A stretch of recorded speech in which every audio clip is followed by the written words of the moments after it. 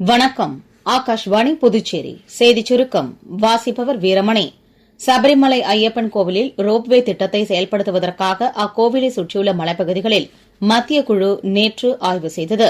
இந்த ரோப்வே திட்டத்தை செயல்படுத்துவதால் சுற்றுச்சூழல் மற்றும் இதர பாதிப்புகள் குறித்து இக்குழு மதிப்பீடு செய்து வருகிறது. இந்த ஆய்வின்போது கேரள மாநிலத்தைச் சேர்ந்த வனத்துறை மற்றும் தேவஸ்தான அதிகாரிகள் அடங்கிய குழுவும் உடன் சென்றது.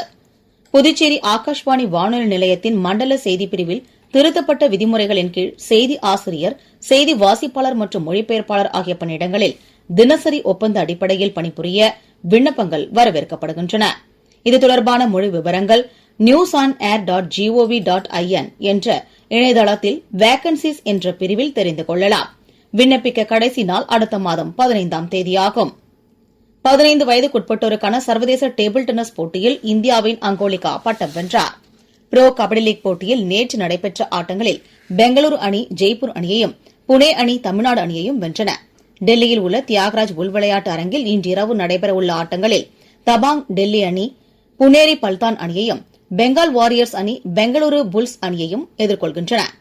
புதுச்சேரி குரும்பாப்பேட் துணைமின் நிலையத்தில் பராமரிப்பு பணிகள் மேற்கொள்ளப்பட இருப்பதால் பழைய ஜிப்மர் மின்பாதையில் நாளை காலை 9 மணி முதல் பகல் 1 மணி வரை வானொலி நிலையம், சோனியா காந்தி நகர், ராஜா அண்ணாமலை நகர், பிரியதர்ஷினி நகர் ஒரு பகுதி, ஜீவானந்தபுரம், பாக்கமுடியான்பேட், ராஜாஜி நகர், செயின்ட் பேட், முத்துலிங்கம்பேட், கொட்டுப்பாளையம், புதுப்பேட், பெத்துச்செட்டிப்பேட், லாஸ்பேட், செல்லப்பெருமாள்பேட், பாரதி நகர், அவ்வை நகர், அசோக் நகர், ஏர்போர்ட் ரோடு ஒரு பகுதி, லாஸ்பேட் கல்வி நிறுவனங்கள் மற்றும் உயர் மின்னழுத்த நுகர்வோர்கள் மற்றும் அதனை சார்ந்த பகுதிகளில் மின்தடை ஏற்படும் என மின்துறை அறிவித்துள்ளது.